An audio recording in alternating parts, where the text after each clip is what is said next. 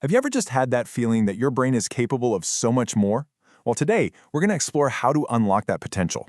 We're diving into 6 specific habits that psychology suggests might be holding you back from your peak performance. I mean, we've all been there, haven't we? Just kind of going through the motions, feeling like we're not quite as sharp or as focused as we know we can be. Turns out, that is a surprisingly common feeling. And let's get one thing straight right off the bat. This has nothing to do with a fixed number like your IQ. The research we're looking at today is all about something way more powerful, something you can actually change, your mental habits.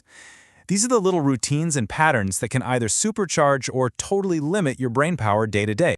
So the whole idea here is that certain habits, often ones we don't even notice we're doing, are actually huge signals that our brain isn't firing on all cylinders. And to really get a handle on them, we're going to break them down into 2 main categories. First up, we're going to look inward. We're exploring 3 habits that are all rooted in our internal world. You know, how we think about ourselves, what we think we know, and how we handle our mistakes.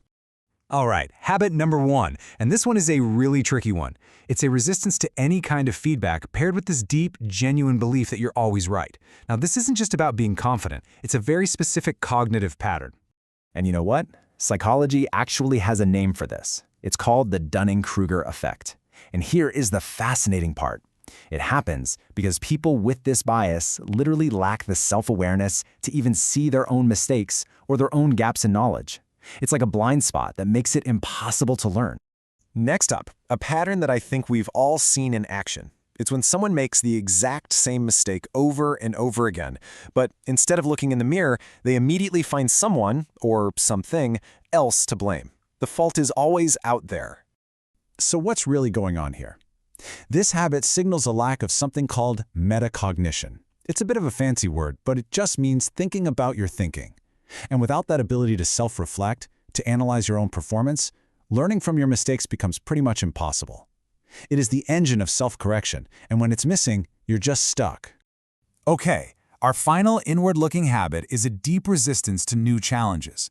It's that classic comfort zone trap. You know, sticking to the tasks you already know how to do because anything new just feels way too hard or intimidating.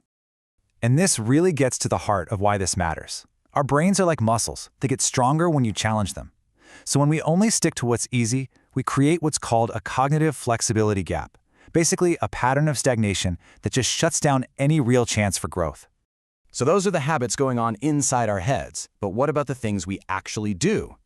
Now we're going to look at 3 habits that show up in our outward actions, the stuff we do and say that totally reveals how our brain is processing the world around us. This habit is all about speed, but trust me, not in a good way. It's that knee-jerk thing when someone speaks or acts instantly, without even taking a fraction of a second to pause and process. It's all tied to weak impulse control.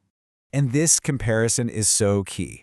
An impulsive reaction is instantaneous, but a thoughtful response, even one that just takes a tiny moment, allows your brain to process things better and leads to much smarter decisions. That little tiny pause, that's where all the higher-level thinking happens. Oh man, we've all been in a conversation with someone like this, right? They talk nonstop, they interrupt you, and you can just tell they're only waiting for their turn to speak instead of actually hearing what you're saying. This is a huge sign of poor information processing.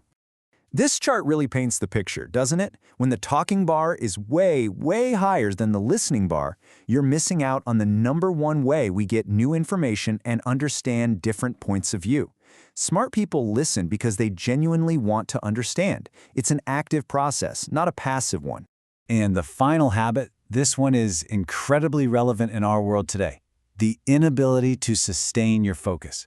If you find yourself constantly jumping from one task to another, never able to concentrate long enough to finish something important, that's a sign of weak executive function. And this leads to what psychologists call operating on a shallow level. See, when you can't maintain your focus, your brain never gets to the deep processing it needs for real learning and problem solving. You're just skimming the surface of everything. Okay, so we've just identified these 6 habits. But listen, the point of this whole thing isn't to make you feel bad about yourself, it's to empower you. And it all starts with one thing: awareness. I really want you to let this sink in, because this is the single most important takeaway. These are just habits. They are not a life sentence. They do not define who you are or what you're capable of becoming. So, the path forward is actually pretty simple. It all starts with step 1, Just notice. The second you catch yourself blaming someone else, or you realize you haven't been listening for the last 5 minutes, or you feel that pull to avoid a new challenge, that is the moment you gain the power to make a different choice. Awareness is the key that unlocks the door. And that brings us to the final question I have for you. After hearing all of this, which of these habits kind of resonates with you the most? Which one will you start to notice in yourself starting today? Because that simple act of noticing, that's where the real change begins.